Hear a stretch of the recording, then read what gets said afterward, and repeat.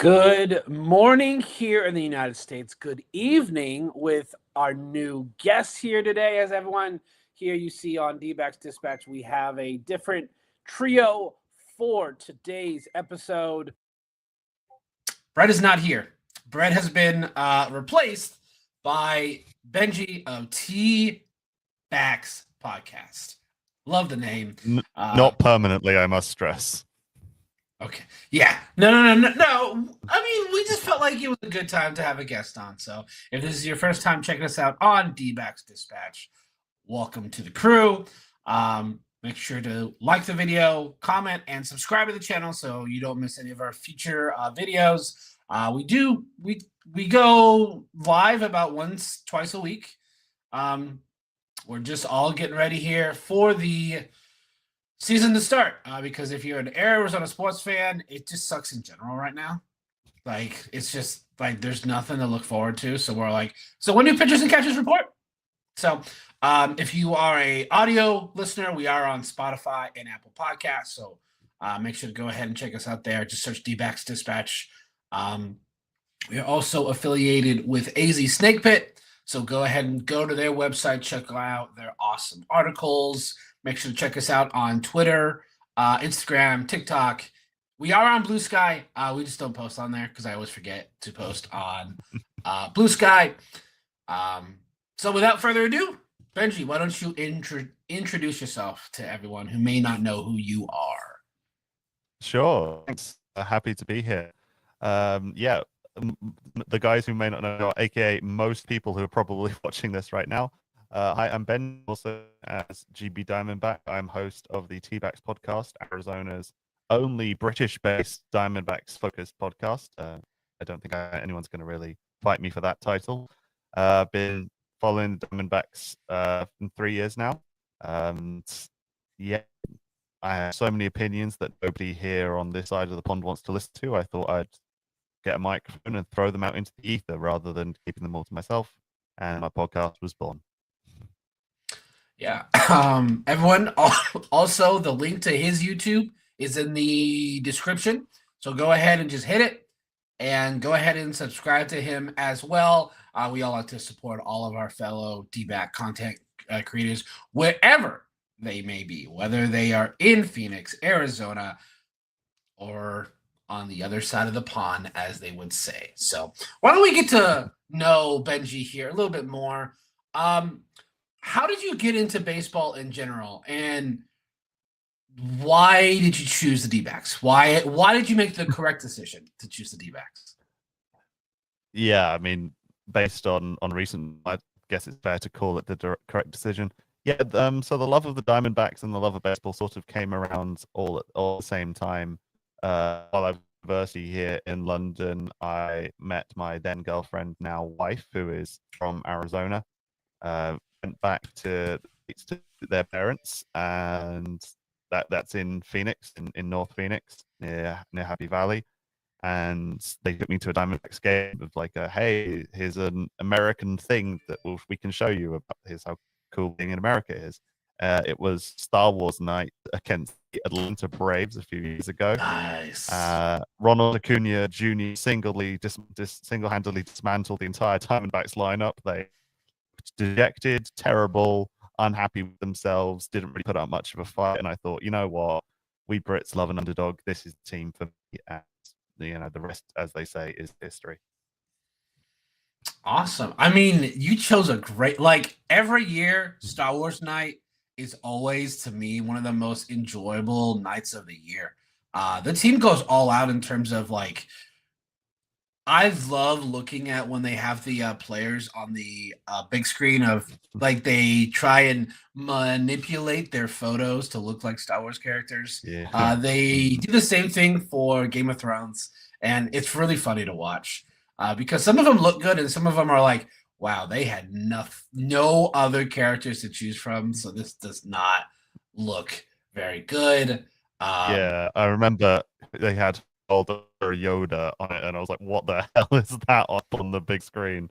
It was not a brilliant Photoshop job, to say the least, but it was fun. Yeah. Some of them definitely are better than others. For sure. But yeah, going against the Braves and seeing Ronald Acuna just kind of do his thing is, from the outside, it's fun to watch against any other team but us. Like, I love watching him play. Just so I'm like, can you just not do it against us? Like, that would be great. But unfortunately, some players, they play very, very, very good when against every team. So definitely the downside there. So, do you have who's your favorite current player on the D-backs? It's hard to not just say, the whole roster from last year that got us to the 2023 World Series. Oh, it's not even last year now. Got what was in for a minute. I'm a big fan of Geraldo Perdomo. I like the way he sort of ties things together. He's always funny when they get him in broadcast interviews and stuff. I think he's a fun guy. But my personal favorite is Merrill Kelly, who just through the family connection, he went to the same high school as my wife. So we always sort of have to root for him. Mario the mains. Well, that's a pretty unique history that you got there. Like, what I'm saying. Well, my wife went to school with Mira Kelly, so that's Yeah, always a nice thing to throw in just conversation. drop to put in there. So definitely, for sure. Now, do you have a favorite all-time D-back over the course of the team's entire history? Well, yeah. It's kind of hard to say because I started following Diamondbacks in 2019, 2020 when I met my girlfriend, now wife. But probably has to be Gonzo Gonzalez, a friend of the podcast, was kind enough to record an intro for me when I managed to get through many layers of DMs to finally get them. So I'm going to say Gonzo for just that one hit in the 2001 World Series. I'm going to say Gonzo, friend of the cast, and obviously Diamondbacks Hall of Fame legend icon. God that I noticed that. I was watching one of your videos. I'm like, oh, that's a pretty cool. And not that you only got Gonzo, you got Tori Lavello. You got Tori on there as well. The same. Yeah, how'd you manage both of them? Pestering the Diamondbacks social team on LinkedIn to be like, hey, could you get one of the guys to get their phone out and do this cool thing for me? I promise I don't have any money that I can afford to give them, but it would be cool. And they were kind enough to like about 6 months later. Not bad. Yeah, I was wondering. I'm like, did you go on Cameo? I'm like, are they on Cameo? I'm like, can we do this? That's what I thought he did. I thought he just paid for it on Cameo. Yeah, that would be. I know Gonzo and Tori are both on there. That would be like $500 or something. It's like, I don't have that kind of for my hobby, but it would be cool. Definitely. I mean, you kind of. So my next question, you kind of already, I think, answered. But do you have a favorite like moment or memory watching the D-backs? Whether that's since you've been a fan or going back and watching some other moments in the team's history. Having been sat down the moment I said to my father-in-law, hey, I guess I'm going to follow the D-backs now, and being forced to watch watching the entirety of 2001 Game 7 in blurry 144p on a YouTube video. Sort of one of my first like really cool memories of, hey, that's pretty cool. My overall memory is, a no doubter. It's NLCS Game 7 against the Phillies, where me, my mother-in-law, and my wife were at a Philadelphia-themed sports bar in London watching it at 2, 3 o'clock in the morning. Everybody else in there was a Phillies fan. It's around the corner from Rick and Nancy, so like there were some dudes in there who probably were Secret Service, sort of just sitting in the corner giving us the mean eyes. Everyone was Phillies fans. Us, we're sitting there like trying to be kind of calm and respectful and not cause any problems, but at the same time, Diamondbacks are fighting for their lives. Every time anything happened, we're kind of popping about the seats. Woo! Yay! Oh wait, hang on a minute. Are they angry with us? We should probably calm down. And when that hit came off of the walk off, we were out of our seats. Drinks were flying. Everyone was going crazy, and we were getting serious side eye. So we scarpered pretty quickly after the game finished. But I'd say yeah, that whole night was pretty easy. I don't think many things are going to be up for me unless we go and win the World Series sometime soon. Yeah, that series was definitely like Philly fans were like after game two, series is over. Diamondbacks don't belong here. This is gonna be easy. Then we have the walk off in game three, which that was and like that's it. And then they are going home where they have to win one game. That's all they got to do is they just have to win one game, and we win both. Like I know for me in recent memory, that series doesn't really top anything else. Like there's Yeah. nothing like just being able to the fact that this team like came home after just getting their butts demolished by the Phillies at home. Like go back and watch games 1 and 2. It was ugly. It was just Yeah, it like was brutal. meatball after meatball pitch by Zach Gallen and Merrill Kelly. Our two best pitchers that year. I'm like, oh, great. So we're going home with Brandon Pfaadt. Great. So now we're going to be down 3-0. Like that exactly what I thought. And then I always forget, was it game 4 or game 5, Alec Thomas? I always forget that one game. It was game 3, I think, wasn't it? Like No, because that was the walk-off win by Marte. oh, that's right. Yeah, so it would be game 4 because they lost game 5 because then they went down 3-2 and then they went to Philly and took 2 Okay, in game Philly. 4. Yeah. Yeah. Yeah, game 4.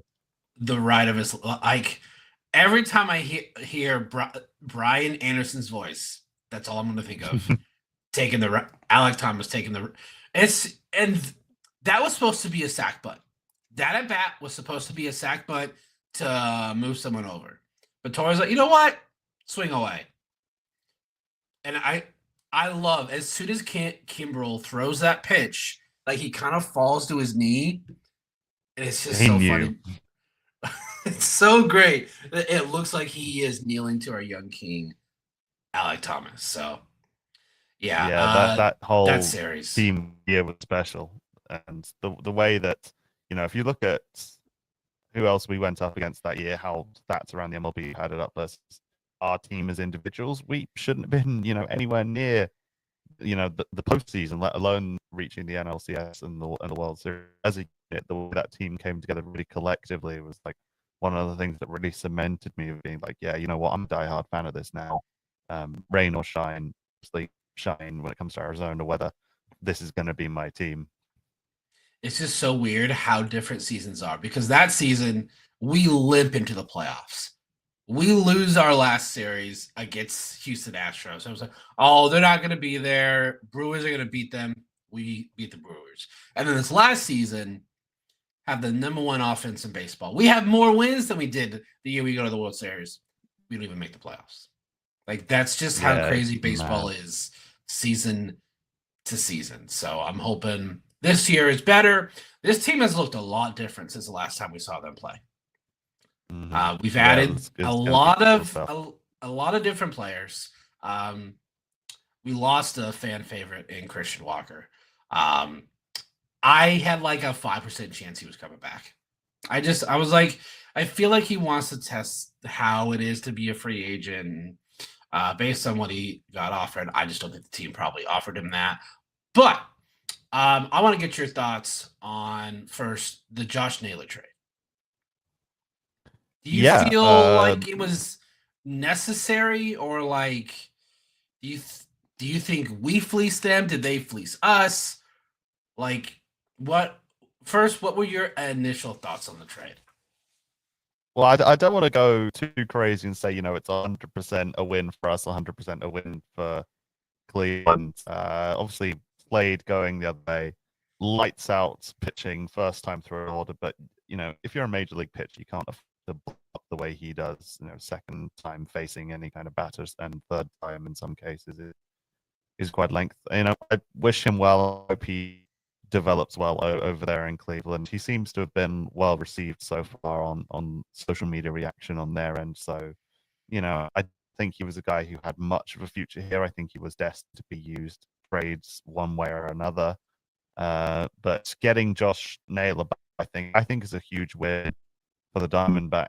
I think, if Christian Walker had come back, it would have been an equally large, if not slightly bigger, win for the D-backs. But if we were going to get anybody on the first baseman market, as it currently looks, I think Josh Naylor was probably maybe not number one choice for me, because I was a staunch bring Paul Schmidt. I don't care if he whiffs and strikes every time. We'll make back the money in jersey sales and merch and bobbleheads alone. But that probably wasn't going to be a good baseball move. I think Josh Naylor is the right fit, rather than throwing absurd money at Christian Walker, who has been an amazing servant for the team, but I think deserves past news point with what he's contributed versus how little he hits in the postseason whenever we get there. If you compare the postseason number between Christian Walker and Josh Naylor absolutely rakes in the postseason. He doesn't cool down at all. So if we can get him there, I think he will make huge factor there for sure. So I think overall, right now on paper, we're the winners of that trade. It just remains to be seen whether or not that translates to out on Diamond. Yeah. One thing about Josh Naylor that I love, he's a very colorful personality. I don't know if you saw the clip after he hits the home run where he takes the bat, he hits his helmet with it. I'm like, okay. I'm that guy. I was like, I don't care. I'm that guy. I love that. I'm super excited to see that in a Chase Field. I'm like, okay, so we have a first baseman that is he is gonna get after these guys, guys that are just not putting in the work, which is what I want. I want guys like that are gonna keep their teammates accountable. For me, that is a huge thing. Is if they're not doing it right, then why are you here? If we're all buying in, there's one or two guys that aren't, then what's the point in being here? Initially, there were rumors of D-backs trading for Josh Naylor. I was like, I don't know. He's okay, but the fact is we gave up someone that I didn't want to see pitch. I like Slade. Cool name. I just didn't think he was he just wasn't worth pitching at the major league level. We knew what he was. He was a one inning give everything guy. Yeah, they kept trying him as a starter. They kept trying him in long relief. It wasn't working. So I hope the best for him in Cleveland, because Cleveland does really good with developing pitchers. So I hope Slade does really well. My favorite moment of Slade is his first career strikeout, where it's a foul tip, and it's I think it was Jose Herrera that ended up catching it. It was one of the most insane first strikeouts you will ever see. Yeah. I think from what you were mentioning too about Slade, it's he really didn't have much of a spot here, just because again they tried him out as a starter, and it seems like this organization just wanted him to be some sort of starter, but he clearly has the stuff to be an elite reliever, and that's something I want to reiterate to fans. It's just he was never going to be an elite reliever for us. So depending on what happens with this Naylor trade, if Naylor goes off, even he has a good career, I know because of how much control they have over Slade, at some point the fans are going to be like, oh, we lost this trade, we got fleeced, look how great Slade is doing. I just want to tell people this, he's going to be doing a role in Cleveland that he's supposed to be having, and just the D-backs were never going to give him that sort of role here. So I think it would work out best for everybody. We got Naylor, we got our first base covered, although there's some talk about him actually being the guy to replace Jock instead of Christian Walker. So I don't know, supposedly might be looking for another first baseman instead of, an actual DH, but that's still, we still have to see what happens there. But I do want to just let people know, Slade probably is going to go out and ball over there. And I think, like I said, that should be his role as a relief pitcher. And I think he's going to excel at that. And I wish him the best. I said on the podcast when that trade first came through, I'm never a person who wants to talk about fleecing. I want it to work out for both teams, because if it works out for both teams, then that means both, there's more teams that are willing to trade with you. Because if you're just sending just garbage prospects after garbage prospects, and eventually teams aren't going to want to trade with you. Exactly. And also, sometimes there's not a winner and a loser in a trade. There's two winners. That is entirely possible with this. Is they both got what they wanted.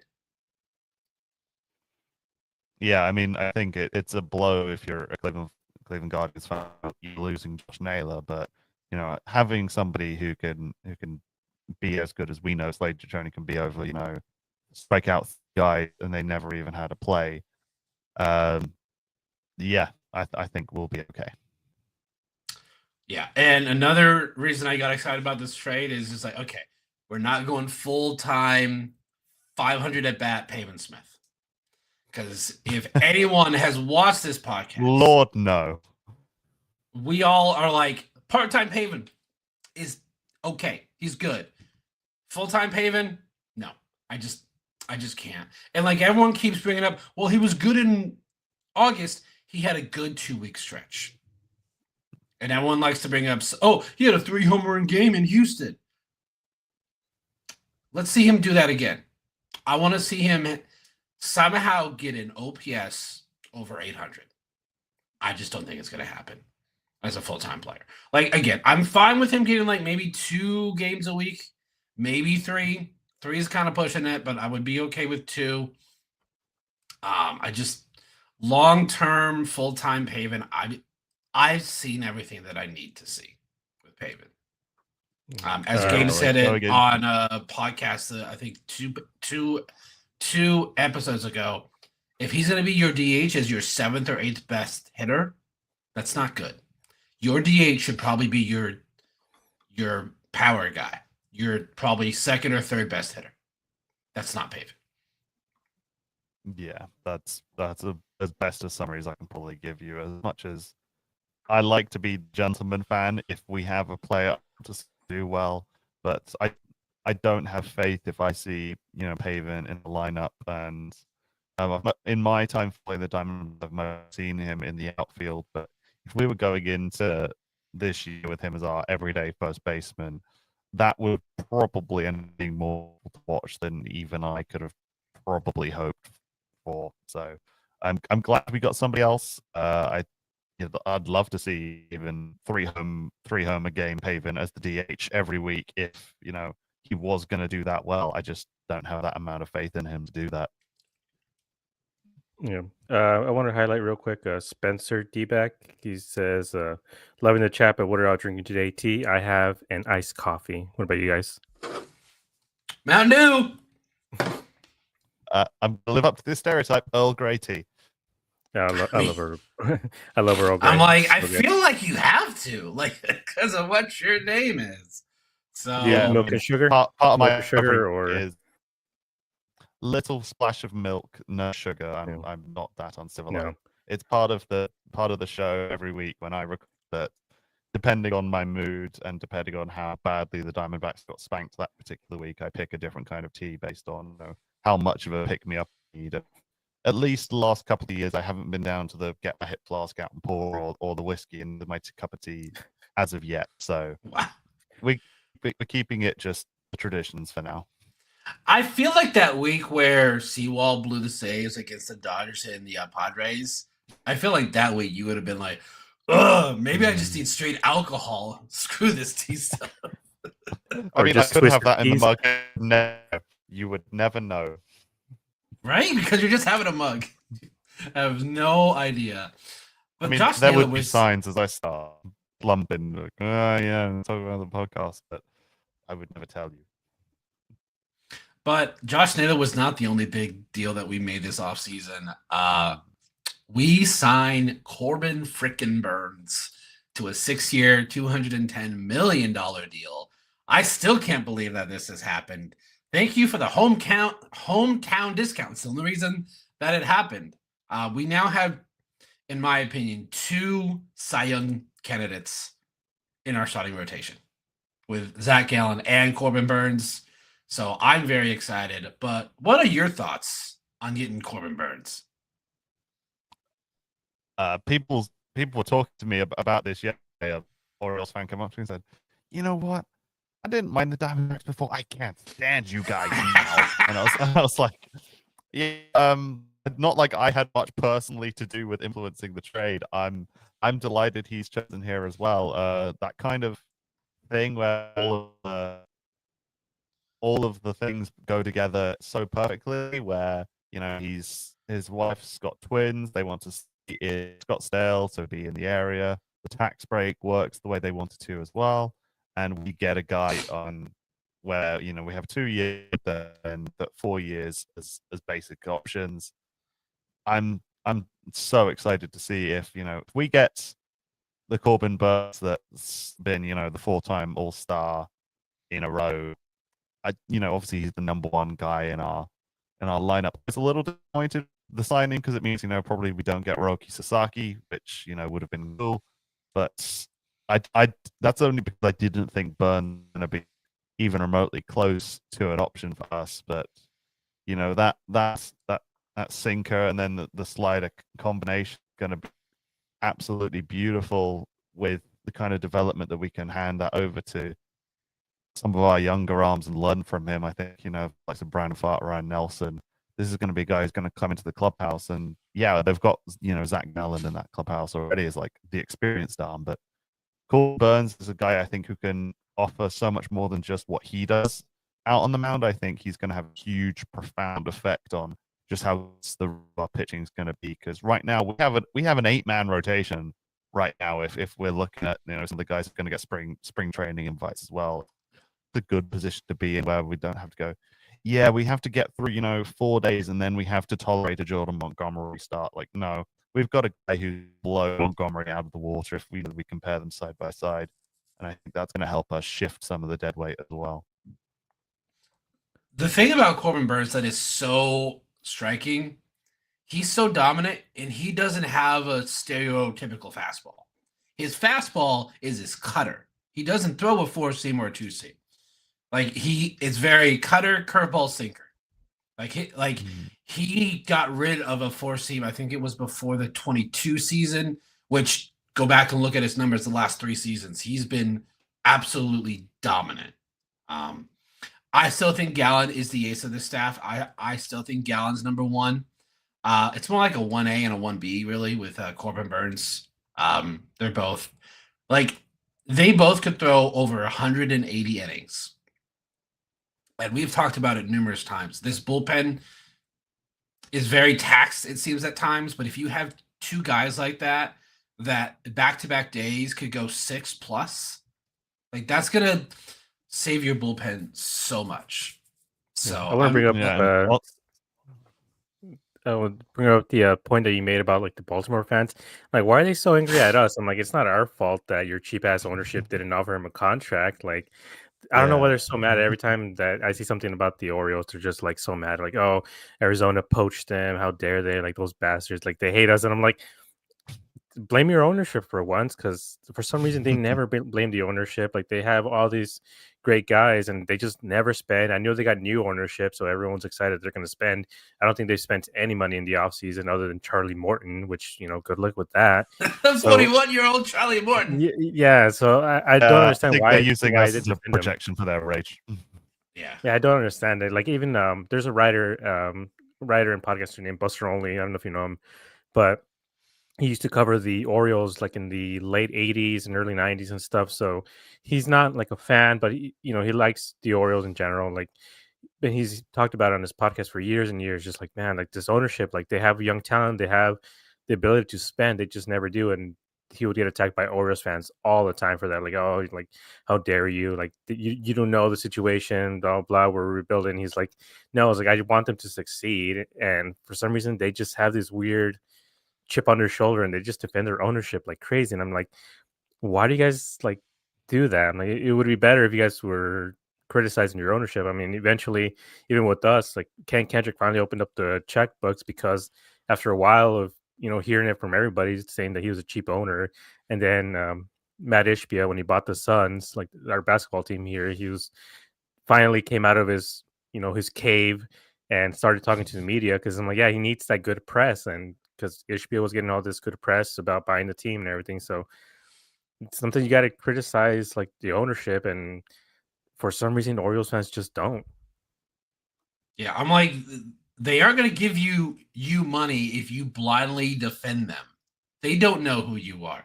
They don't care who you are. So there's no reason to defend them. So, and the whole thing about us getting Byrnes, meaning we're out on Roki Sasaki, we were already out on Roki Sasaki. I'm sorry to break it to everyone. Before Corbin Byrnes, there was like a 10% chance we're signing him. It's now like 2%. He is a Dodger or a Padre. I'm calling it now.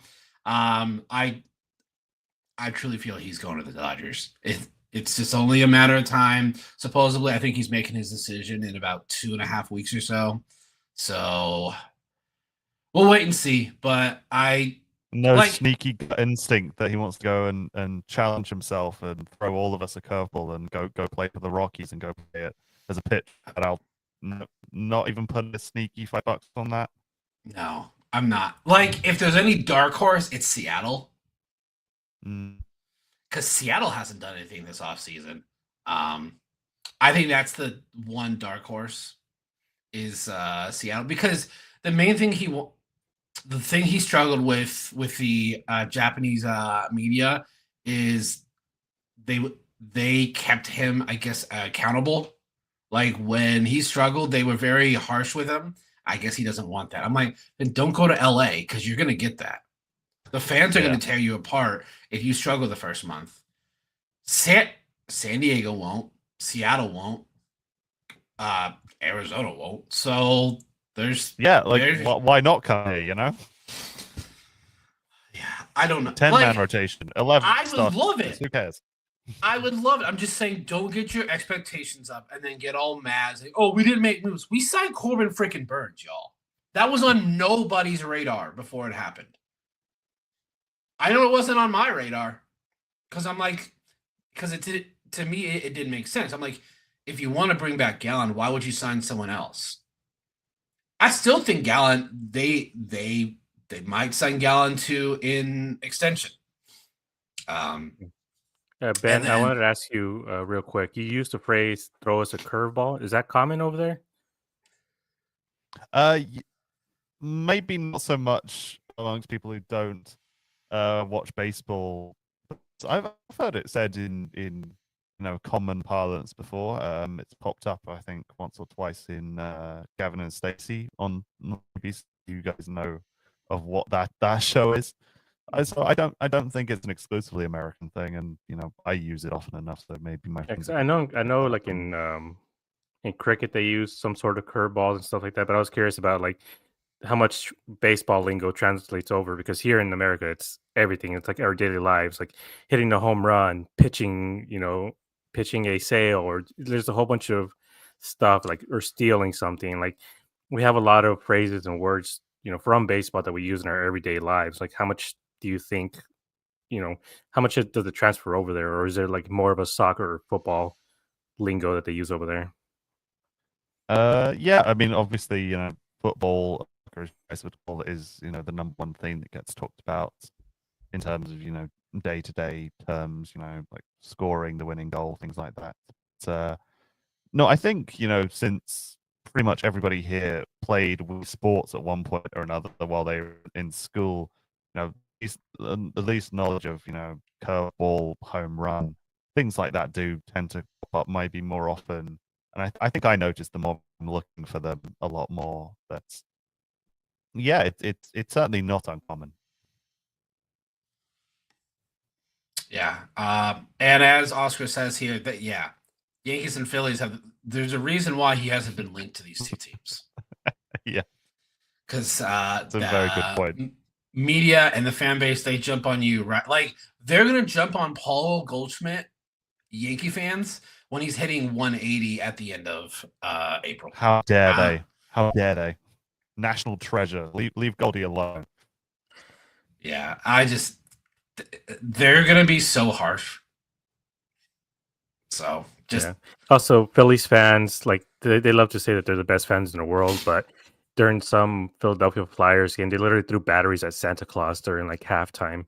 the entire family is literally threw batteries at him. Like, how great is your family? Yeah, it's just yeah.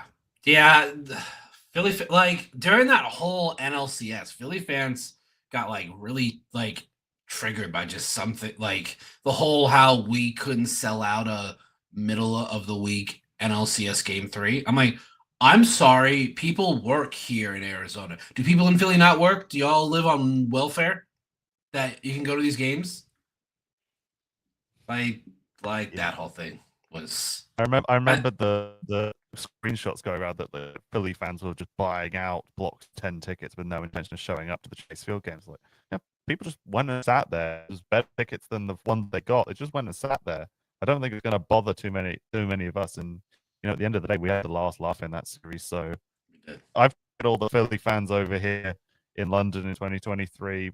That D-backs fans were chill in the stadium over sound, Phillies fandom here, out of the British Phillies and UK Phillies fan groups on X, Twitter, as was known, are all fairly chill because there's not enough of us to warrant having any kind of animosity over here in the UK. But even some of that, anti-Diamondback sentiment was trickling onto my feed over here. I was like, I'm literally one of 3 Diamondbacks fans in the whole country. I am so unbothered by what you have to say. It does not matter. Yeah, that's definitely. And then with the Phillies and Mets out there last year for the London series, that was interesting.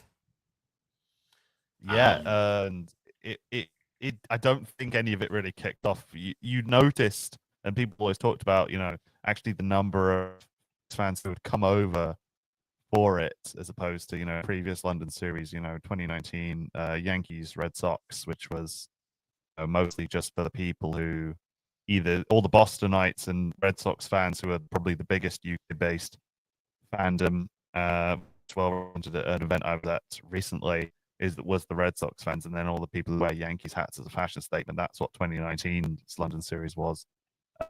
Cubs Cardinals was, fairly well received, but nothing too special. But this year, I think was the first London series really had a bit of bite to it with the matchup, and it had some great play to go with it as well. But yeah, atmosphere was very different because of all the Phillies fans who had come over and started to make it feel more like a competition rather than a celebration of baseball as it was kind of marketed as. It's kind of a bummer that there's not going to be a London series this upcoming season. Oh yeah, we knew that going into it. There was supposed to be a game in Paris this year, which fell through a number of sponsorship and partnership and finance reasons, and everybody here was clamoring. Okay, well, we've got the facilities. The has been higher after this year's London series. Just play another series in London, and I think MLB just said, you're getting one in 2020. Just be happy with what you get given. And I think that's a huge missed opportunity. And with obviously the Seoul series happening, and I think it would have been unlikely that they'd have sent the Dodgers. But if they were going to capitalize on go one better than it was this year, they'd have had to send Dodgers or Yankees are one of the absolutely huge teams. But I can only hope and pray for the day they say Diamondbacks go and play in Britain, and this is what it's like to play in the cold. Well, they did they kicked it off for in Australia, right? Like a few years ago. So I mean, they sent it to Australia to kick off the season. So hopefully they can send them to London. I mean, I guess it would be like a March sort of game, or maybe even during, right? It should be like early March or something, because there's no way they're going to fly them over there. Yeah, they're not going to fly them over mid-season to go play over there. By the way, that was over a decade ago. That was in 2014. That D-backs and Dodgers played there. Wow, I didn't realize it was that long ago. So it's definitely been a hot minute. Now you did bring up how we're probably going to be out on Roki Sasaki just because of the Corbin Burns signing. Do you have any predictions of moves I'm going to phrase this two ways: that you would like to see, and what you probably think we'll see. I think we will see and get a closer from somewhere. With updates in recent weeks, it looks like we're probably not going to be able to go and healthily from the Cardinals, who was a name that was floated around a lot as like a potential solution to our bullpen problem. Look at what our final three is going to be out of the bullpen this year. It'll be AJ Puck, Justin Martinez, and somebody else, I would imagine. Which, you know, I'm okay with that. Buck and Martinez, I have no complaints about either of those guys. I think they're only going to go from strength to strength. I would like to see us go and sniffing around Munoz over at the Mariners as a potential option for that closing spot. They need very much. They're looking for infielders. So if we could, you know, kill two birds with one stone, say, hey, look, we got this guy who can play this guy who can play anywhere in the outfield, and he hit 3 home runs in one game in Houston. The amazing Pavin Smith, here you go, and then maybe some considerations get Andres Munoz in from the Seattle Mariners would be, you know, my choice for getting going and getting that close that I think we need. Seeing as, you know, the Cardinals are like, actually no, we need late game bullpen guys. We're probably not going to trade Ryan Hart. I don't know whether or not it's particularly feasible. I think whatever happens, we are going to have to get rid of some of, if not all of, Jordan Montgomery's contract before we can get, you know, the kind of caliber of closer that this team, I think, if it's going to realize its potential, is going to need. When we went and got Paul Sewald, people were kind of like, cool move. Don't know if it'll work straight away. Lights out year one. Absolutely awful year two. And 89 mile an hour fastball, meatball straight down the middle. Obviously, no, we need a closer. And I think if we can, you know, do a whole recreate Paul Sewald year one on average between Martinez and Park, will be okay. I think Justin Martinez has stuff to be our closer right away. I've talked about on the Dbacks podcast, you know, we need a closer who has that aura about him that can come in, bully, you know, the last three guys on an opposition team, doesn't matter who they are. And I think if Martinez can work on getting that between the splitter and the sinker a lot more, and I think he's the guy to do that. And if I were, you know, Torey Lovullo, if I was the Diamondbacks office, I would be giving him the chance to do that early in the season to see if our good spring training working with, you know, Corbin Burns in the same space as you, is that going to be the kicker to just that final 5% that I think Justin Martinez needs. But I think if we get to, you know, in 15, 20 games into the season, and he's not quite looking like he's there, like he was, I'd say 75% of the product last year, still not there yet this year. I think we need to go and explore. If we're going to break the bank one more time, it needs to be for that closer who's going to get you like 50 saves. Yeah, I just think that they're not ready to throw him in as the quote-unquote closer because he was last year. Torey just didn't want to use the word closer because I think he was worried about it getting to Justin Martinez's head. If they do make him the closer, one thing you need to do, just have Jerry talk to him before the inning starts. The amount of outings that he had where he was just wild all over the place, Jerry goes and talks to him and he settles down.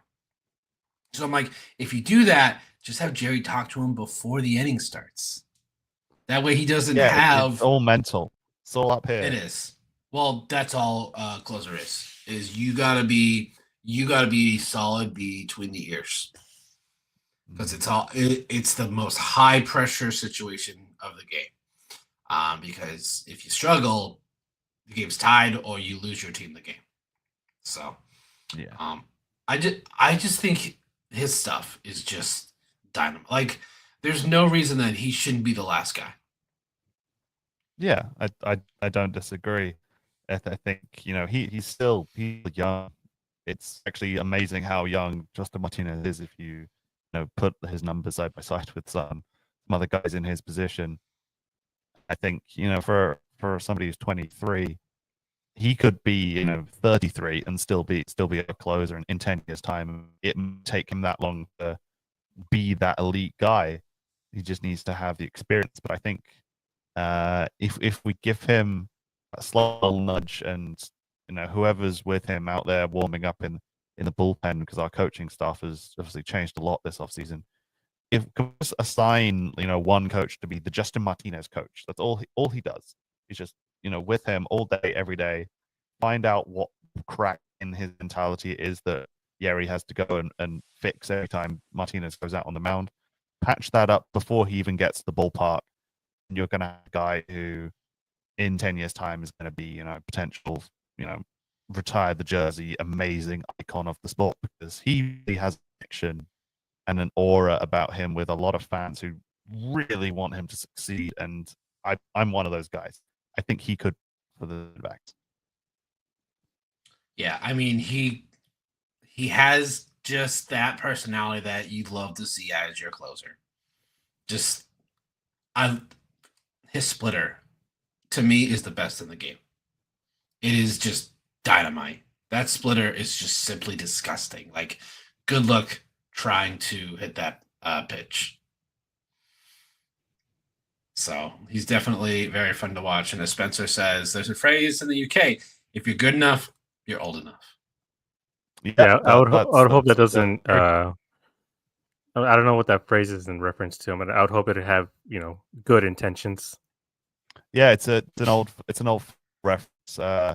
Talking about a legendary football or soccer coach, where somebody famously said, "You can't win anything with kids," because there was a team who just put their academy players out rather than spending big on getting experienced veterans. And the response to "you can't win anything with kids" was, if they're old enough, they're good enough. And that team, and off the top of my head, I can't remember who it was, went on to win a legacy of titles over several years. And it's sort of stuck. You now have the likes of like Haaland playing for Manchester City. This is a guy who was playing in the Champions League at 16 years old, and he was good enough.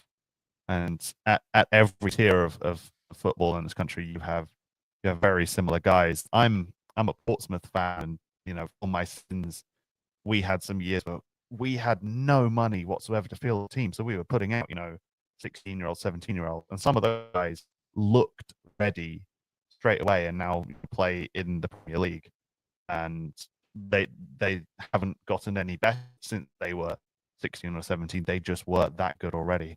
Justin Martinez, I think, is going to be a perfect example of that. Yeah, I just love the swagger he has on the mound. It's just like exactly what you want to see out of your closer. So it's aura. Same thing. We haven't had one since freaking probably Fernando Rodney. Like, that was probably the last true closer I felt like we had that had like swagger and aura. Seawald was more like dad aura, which I'm like, doesn't really give off closer energy for me. Like, and we talked about it last year when he was struggling. The only reason he was successful for so long is because of his pitching motion. He does not throw fast.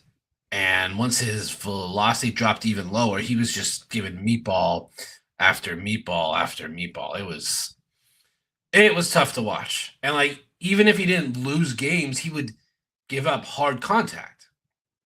And people didn't want to hear it. Like, oh, he's still closing games. We're fine, until it became a real problem. Which is what Gabe kind of pointed out. It's like, look at these exit velocities on the contact.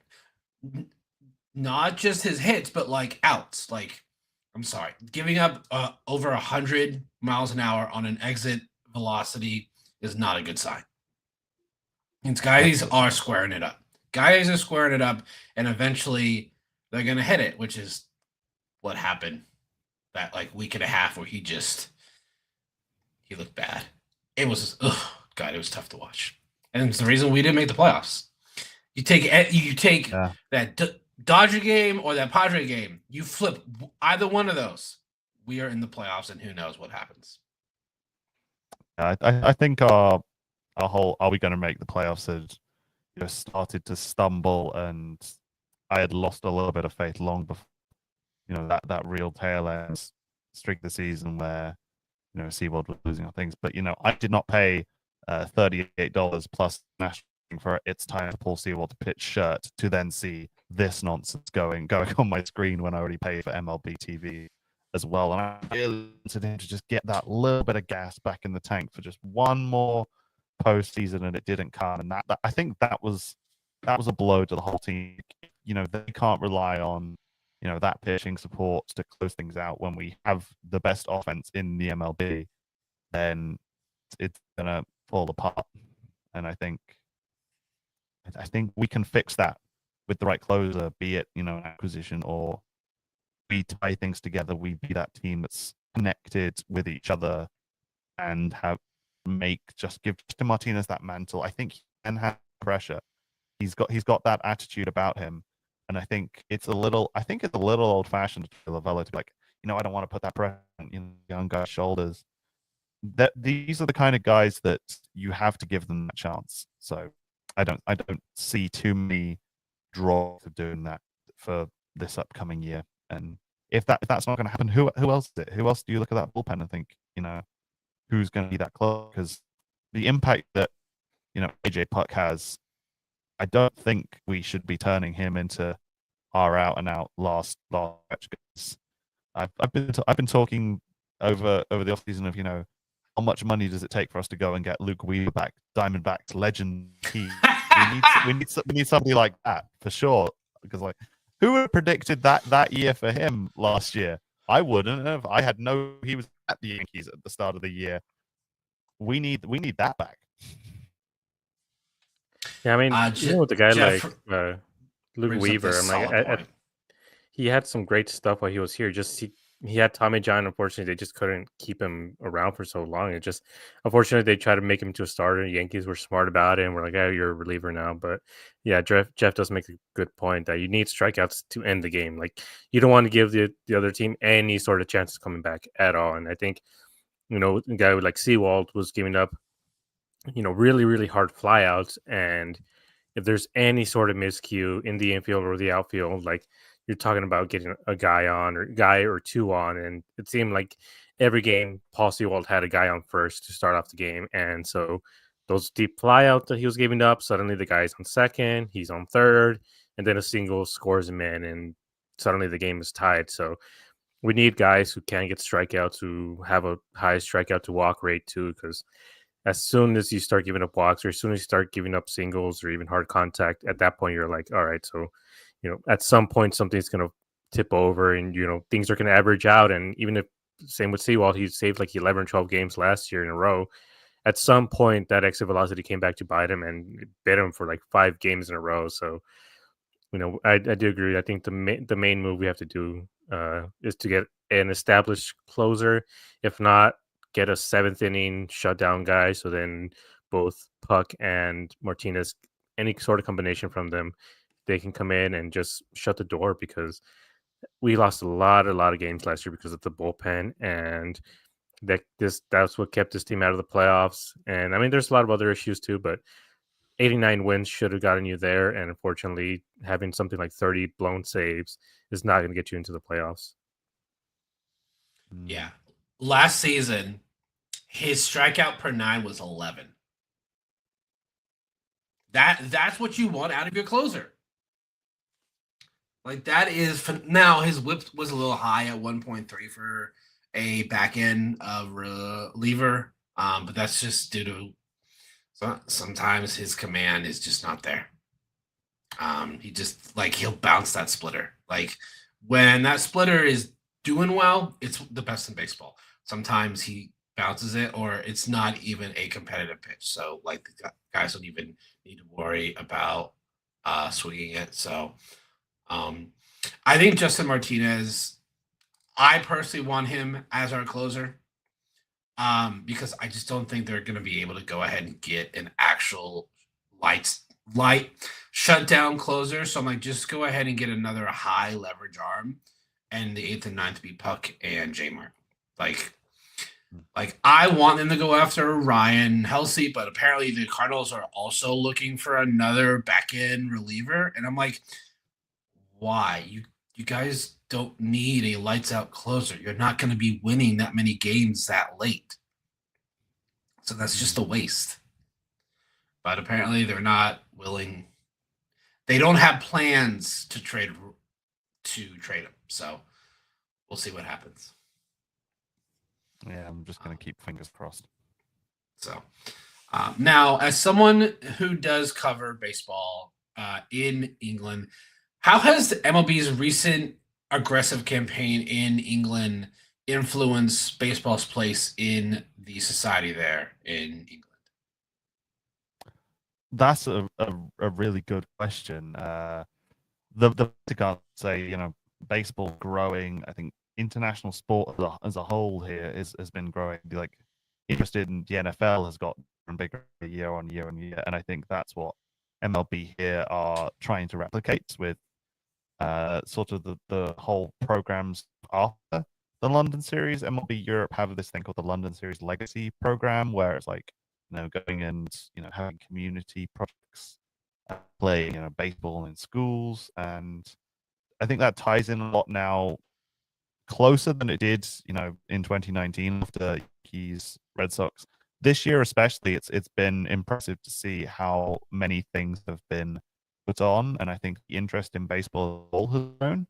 And if you're in the UK MLB baseball fans Facebook groups and Twitter communities and all those things, there are more of us than there have been ever before in those groups now. But it goes deeper than that here, where if you're a Brit and you watch the Olympics, for example, and there's a Brit in a sport you've never watched before, like you watch like the Winter Olympics, and there's like things like the luge, and it's like somebody sliding on some ice on a tea tray, and that's an Olympic sport for some reason. We love to root for them regardless of who we are. We've never heard any of their story before, but we will root for them because they're the Brit, and sometimes they're absolutely terrible, but we still love them. 2028 Olympics is sort of our guiding star right now with the national team philosophy. After we had the World Baseball Classic, where we got our first ever win in the World Baseball Classic. It's 2 years now. Wow. And that was against Colombia. And we have guys declaring to play for Great Britain because they have relatives who are from the Bahamas, and the Bahamas are a former British territory. I think that's a bit of a cop-out way of making people eligible to play for country, but I'm not going to campaign it come the LA Olympics, come the next World Baseball Classic. We got Jazz Chisholm Jr. turning out for Great Britain, and big names that we have playing for our national team, the more interest you're going to have. Like, I've seen people wearing like, do you like Jazz New York Yankee shirts on the street here in London, and they know who Jazz Chisholm is, and I've gone up to them and said, hey, you're a baseball fan. I'm also a baseball fan, and we talk standing outside a pub for half an hour just about baseball. And I think the moment you have one of those guys, as of yet we haven't seen Jazz Chisholm in Great Britain jersey, simply because he got injured before the WBC, but he played in the qualifying round. The moment we see him, step out in front of, 35,000 fans somewhere really cool in a Great Britain jersey, interest is going to fly through the roof, because Jazz is one of those big face personalities of baseball. Great British national team doesn't have too many of that. Currently, I'd say our highest profile player in space of people who follow baseball here is Harry Ford, his prospect catcher over at the Mariners. Probably go to like the Rays this season if you believe the rumors. And he's Prince, now King Harry, has got that famous shot from the WBC game against Colombia where he hit his towering home run, one of the nicest strikes I've ever seen. Had the whole robe and mantle and crown thing. We have things now. We don't just have, we're sending some guys who know how to throw a ball, maybe cat who played some cricket previously, and we need somebody to represent us. We are getting guys who are in the major league organizations who play baseball. We have, a 3-tiered system of people going and playing baseball in the UK now. Like London has 2 teams. Like they'll have, I think, 3 teams. There's guys in Manchester, Birmingham, who are all getting together week on week and playing baseball in an organized league system. And as any fan of football/soccer over here in the UK will tell you, it starts at the grassroots. It starts with people playing, and it's only going to get bigger. Yeah, that's something I noticed this last time. I went to London in November, and the first time I went there was in 2018. And at that point, what you're talking about, like it was just if somebody had a cap on, it would be like a Yankees, like a fashion statement type of cap. And I think this year was the first time that I really saw like a lot more variety. I saw a lot of Atlanta. I did see one D-backs hat, but it was just a large variety. I even saw some Baltimore, LA. Like there's a lot more where I was like, there's a lot more actual real, baseball caps here that aren't just, just a fashion statement. It seems like people are starting to care, at least little by little. And it could be tourists, I don't know, but just the fact that there's starting to be a little bit more representation of Major League Baseball over there, just in general, even with the hats, because even if it's a fashion statement, still gets people interested. Like, okay, where's that hat from? What are they wearing? And so then it can draw even more interest because it's free advertising for these teams and for the major leagues. So I would hope that it can grow over there, because it would be really cool to just be able to go watch baseball in another country. And like as of right now, it's basically just South America, Central America, and then North America and Asia. Everywhere else are just like, we don't really care too much about baseball. I think in Germany they have a little bit of an organized system there as well, but it's nowhere near obviously what we have here. So, but I mean, we've had some Germans come over, like Max Kepler.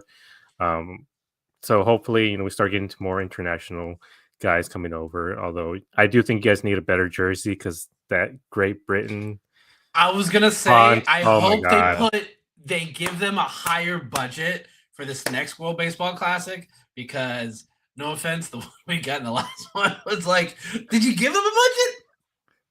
Yeah, I remember one of the shots of when our national team was getting coverage in the newspaper here during the World Classic, which was not after every game. It was only after the win against Colombia that anybody even mentioned that we had a baseball team that had been playing on the international stage. And the photo they choose to use was one of I think it was Deshaun Knowles, and some of the letters said Britain on his jersey. And I was like, you couldn't have found a better picture than that. It does not do us any help if the thing used to advertise an American sport eat on it. It's already not going to do our international presence any good. But I think the more wins we start to see, it's gonna only get bigger and bigger. We've got some big international qualifiers this year that are going to be taking place in the Netherlands after 2 months. some really bad. Yeah, I'm kind of nervous about that already because we lost last time in devastating fashion against Spain, and now the Netherlands team, the Spanish team, and the Czech team this year especially are all looking really strong. I think the Polish national team that are holding or are about to hold some tryouts in America, in Florida, to try and get some people, Polish American ancestry who may have more experience in the game going on. I think in Europe, baseball is getting bigger and bigger. And I think Britain is going to have to keep up, or we are not going to qualify for any of these tournaments sooner or later. So I think we can't rely on guys like Harry Ford, who he's from Georgia, I think. And if you're going to have somebody like that coming into British schools and stuff, you're going to need a guy who people can relate to a bit more. And I think there's somebody coming up, I think, in the Mets organization who's actually got a proper British accent. And I talked about the ahead of the London this year, my friends from Mets in the UK, that if we can get somebody going on an MLB post game, oh yeah, how do you think you did in the game? Oh yeah, I think I had a great game. I think I threw some pitching really well and I did good at hitting. That somebody's going to connect with that and the UK's national consciousness, and it's just going to explode. So I think it's only a matter of time before we find that hero figurehead. Yeah, so we have two sets. So the World Baseball Classic has two different sets of a qualifier tournament. There's one here in Arizona, in Tucson at the beginning of March. You got China, Germany, Brazil, and Colombia. And then there is one in Taiwan um, at the end of February, which is South Africa, Nicaragua, Spain, and Chinese Taipei. So, which there is 4 open spots. So it's basically the first place team and the winner of basically the third place game make it in. So luckily, Great Britain is already in, so that's good for you. They're in Pool B with U.S., Mexico, Italy, and then one of the qualifiers. Yeah, it's not looking like a good group for us right now. Yeah, that's a pretty. I'll have some pride that we'll be there, but yeah, I remember the Britain USA game. The less said about it, the better. Yeah, but no, the more that this sport can grow globally is good for everyone involved, really. So I'm hoping that it does expand not just in the UK but other countries as well, because it truly is one of the great sports out there. It's also one of the hardest sports to play. Try hitting a round object with another round object that's going 80, 90, 100 miles an hour. Good luck with that. Yeah, we have some batting cages at a couple of places here in London, and you can tell who's played softball or rounders in school versus all of the people who've seen one video of Aaron Judge or somebody and think they're hot stuff and whiff at everything and it's being thrown at them at 40 miles an hour. You can tell. So we've got some growing to do first, I think. Yeah, definitely. So yes, it is after the first of the year, but we're still pretty close. So I want to ask, do you have any D-backs New Year's resolutions? I have two. My first one is it's officially the year of the snake on Zodiac. Don't know if you have seen that post floating around, but the last time it was that Diamondbacks had a pretty good year, all things considered. So support the Diamondbacks harder and keep the faith, I think, has to be one of my resolutions. The second one will be when I am watching a game at an almost reasonable time here in the UK.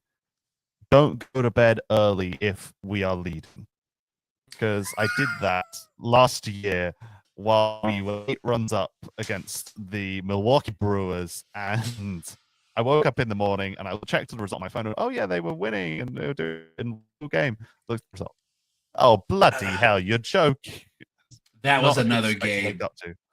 that if we don't lose, we're in the playoffs. So yeah, that would be my turning point of the year, and I blame myself because I went to bed early. I was tired. Like, oh, is in a safe position. The result's done and spoken for already. Amateur mistake.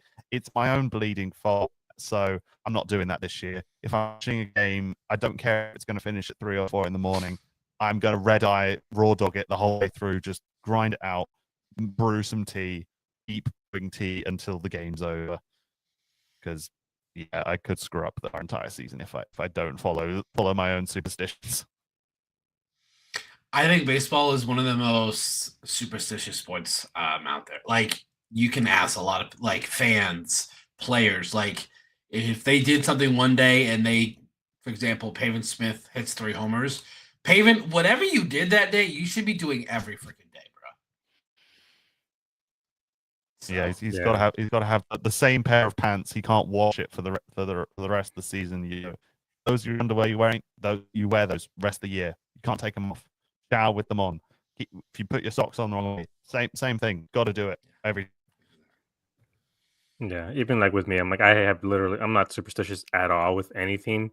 But if like during the playoffs, like in the NLCS, like I remember just sitting on the couch and I had like this weird sense where I'm like, if I stand up from this couch, they're gonna lose this game, so I can't move. So even though like I don't believe in any of that, but at the same time, I was just like, I just know somehow me moving slightly to the left, to give my dog space on the couch, it's gonna affect what the D-backs are doing all the way in Philadelphia. But it's just, I bet I'm like It's butterfly effect, man. hey, but it worked. But somehow it worked, and they got to the to the World Series. So I'm like, I probably shouldn't have gotten enough of the couch ever, and they probably would have won the World Series. Right now, the state of Texas is on my shit list between the Texas Rangers and the Texas Longhorns, y'all.